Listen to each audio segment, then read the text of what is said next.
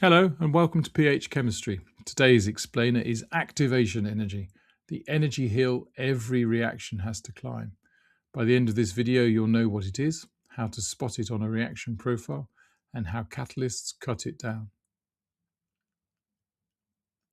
The activation energy, EA, is the minimum energy that colliding particles need to have to react.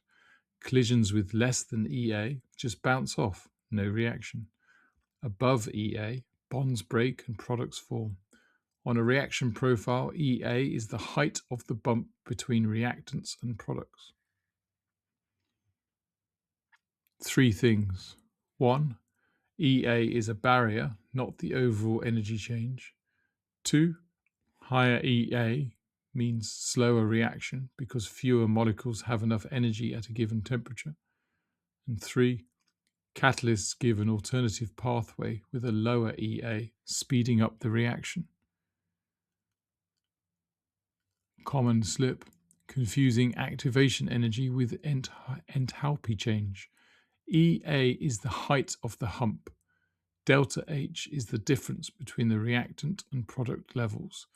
Two different things on the same diagram. Quick example, petrol and oxygen at room temperature don't react. They need a spark to provide activation energy. Add the spark, climb the hill, and the rest of the combustion releases huge amounts of energy. Without that initial activation energy input, nothing happens. Right, if any of this is going to stick beyond this video, drop into phmaths.com. You'll find a free 4-week GCSE higher revision planner ready to download, plus the mastery workbooks across maths, physics, biology and chemistry. One for every higher topic in each subject, with every answer fully worked and every common slip flagged. Simple explanations, serious results. See you next video.